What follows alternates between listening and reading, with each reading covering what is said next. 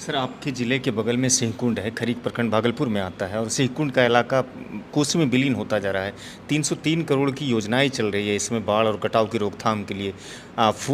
उसके बाद flood programme management अलग से चल रहा है, बावजूद वहाँ के लोग विस्थापित हो रहे हैं, जान-माल का नुकसान। बात है कि सरकार आपके लंबे वक्त तक है बिहार में और कोई भी सब्ज़ी सिर्फ ₹50 किलो से कम का नहीं मिल पा रहा है। ये महँगाई और इस तरह की चीज़ें। तेजस्वी यादव कह रहे हैं कि मुख्यमंत्री नीतीश कुमार इंजीनियर्स का डिपार्टमेंट का हाथ जोड़कर अभी कर रहे हैं, लोगों से कह रहे हैं, रिक्वेस्ट कर रहे हैं कि पुल गिर रहा है, इन सब चीज़ों पर ध्यान दिया जाए। तो मुख्यमंत्री की कुर्सी की गरिमा का ध्यान नहीं रख पा पूरा लालू परिवार अंबानी की शादी में पहुंचा और सब दिन उसने बड़ा आरोप लगाता रहा कि भारतीय जनता पार्टी के साथ उसका कोलैबोरेशंस है और उसकी बेटी की शादी में पहुंच रहे हैं। इस पर क्या है टिप्पणियाँ? हमारे साथ बिहार विधानसभा के उपाध्यक्ष नरेंद्र नारायण यादव जी हैं। आलमनगर विधानसभा से कई मरतबा विधायक रहे हैं, बड़े नर्म स्वभाव के हैं, बड़ा मिलनसार भी कहे जाते हैं। भागलपुर सर्किट हाउस में आज प्रेस वार्ता को संबोधित किए हैं। हम भी जानने की कोशिश करते हैं कि बिहार में क्या कुछ चल रहा है। सर, आपकी जो अलायंस पार्टियां हैं, भारतीय जनता पार्टी, उसने कहा है कि 25 जून को हर साल संविधान हत्या दिवस मनाने की हम घोषणा करते हैं। तो सूचना जारी होने के बाद कई प्रतिक्रिया आने लगी। आपकी पार्टी का क्या स्टैंड है? पत्रकार महोदय, आप वरिष्ठ पत्रकार हैं। हमारे संविधान के जो निर्माता थे, उन्होंने सारी दुनिया के संविधानों में जो अच्छी अच्छी बातें थी ला करके उसको समायोजित करने का काम किया। बाबा भीमराव अम्बेडकर साहब हों, राजेंद्र बाबू हों या अन्य लोग हों, हर समाज की प्राथमिकता हमारे संविधान में सन्निहित है। हम गठबंधन में हैं, लेकिन हमारा सिद्धांत समाजवादी विचारधारा से मिला हुआ है और उनका सिद्धांत पत्रकार महोदय अलग होता है। दिवस को समर्थन करते हैं कि नहीं भाजपा जो घोषणा किया है? देखिए, भारतीय जनता पार्टी एक अलग पार्टी है, उनकी नीति, उनका विचार अलग है। हम डॉक्टर राम मनोहर लोहिया, बाबू जयप्रकाश नारायण, आचार्य नरेंद्र देव, जननायक कर्पूरी ठाकुर की राह के राही हैं।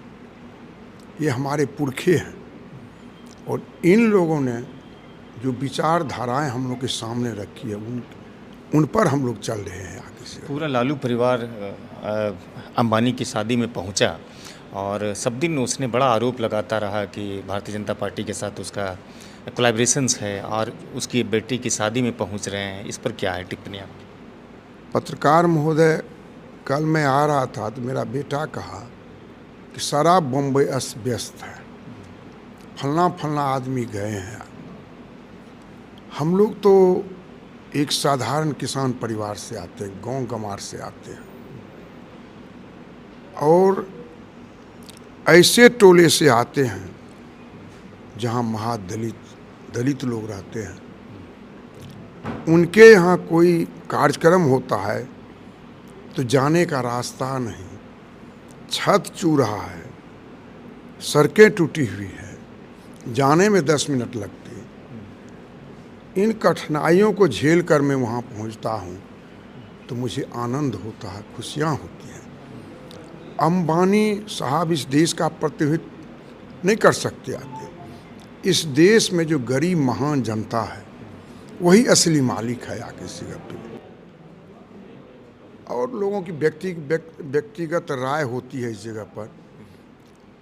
हमने कहा ना कि जो गरीब लोग हैं, शोषित हैं, पीड़ित हैं, ऐसे लोगों को हम बढ़ावा देते हैं। सर, तेजस्वी यादव कह रहे हैं कि मुख्यमंत्री नीतीश कुमार इंजीनियर्स का डिपार्टमेंट का हाथ जोड़कर अभी कर रहे हैं, लोगों से कह रहे हैं, रिक्वेस्ट कर रहे हैं कि पुल गिर रहा है, इन सब चीज़ों पर ध्यान दिया जाए। तो मुख्यमंत्री की कुर्सी की गरिमा का ध्यान नहीं रख पा रहे हैं। दूसरी बात है कि सरकार आपके लंबे वक्त तक है बिहार में और कोई भी सब्ज़ी सिर्फ ₹50 किलो से कम का नहीं मिल पा रहा है। ये महंगाई और इस तरह की चीज़ें चल रही हैं। पत्रकार महोदय, मैं बता रहा हूँ, किसी व्यक्ति के कहने का कुछ भाव होता है। मैंने एक अफसर को टेलीफोन किया किसी व्यक्ति के काम से, तो उसने जवाब दिया, हाँ बोलिए क्या कहना है। तो मैंने कहा, हुजूर, मैं आप आपको प्रणाम करता हूँ, सर नवा के आपके जूती को हजूर मैं अपने माथे पर रखता हूँ। तो सकपका गया।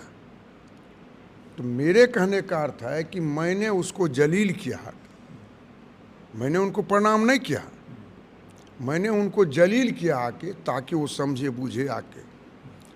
इसलिए माननीय मुख्यमंत्री की जो भाषा है उसमें यह है कि तीखापन है कि हम आपका पैर पकड़ते हैं, मतलब आप उस लायक आप नहीं हैं जो अफसर है आके जगह पे। समझने वाला अफसर होगा तो समझ गया होगा यहाँ से वहाँ तक, और मैं भी ऐसी भाषा का मैं प्रयोग करता हूँ। सर, आपके ज़िले के बगल में सिंहकुंड है, खरीक प्रखंड भागलपुर में आता है, और सिंहकुंड का इलाका कोसी में विलीन होता जा रहा है। 303 करोड़ की योजनाएं चल रही है इसमें बाढ़ और कटाव की रोकथाम के लिए। उसके बाद फ्लड प्रोग्राम मैनेजमेंट अलग से चल रहा है, बावजूद वहाँ के लोग विस्थापित हो रहे हैं, जान माल का नुकसान हो रहा है। सर, मैंने सिंहकुंड गाँव को कटते हुए देखा है टीवी में, मेरा भी माथा घूमने लगा कि चूँकि वो कोसी नदी हमारे इलाके से आती है। जी।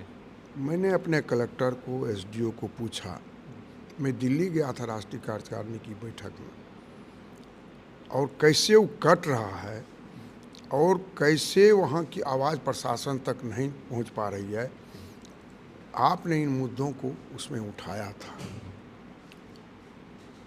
मैं चाहूँगा कि आपके माध्यम से जो जल संसाधन विभाग है उसके जो अपर मुख्य सचिव हैं वो अच्छे इंसान हैं, भले अफसर हैं, मैं जानता हूँ उसको व्यक्तिगत ढंग से, वो भी तुरंत बचाने का प्रयास करे और इसकी एक कार्य योजना बने। का मामला उठाएंगे आप ऊपर से?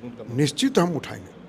आपने बहुत ही विस्तारित ढंग से मैंने देखा है इसमें न्यूज़ 18 में कि ढंग उस पर कवर किया था। सर, आपको धन्यवाद इसके लिए।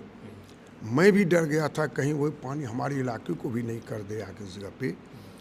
तो जो हमारे अपर मुख्य सचिव हैं, जो विजय बाबू हैं, वहाँ भी मैं जाऊँगा मिलने के लिए, और निश्चित रूप से मैं आपकी बात को उठाऊँगा। सर शुक्रिया, बहुत बहुत शुक्रिया, आपने समय दिया सिटी टाइम्स को, इसके लिए बहुत बहुत शुक्रिया। सर, आपको भी बहुत धन्यवाद।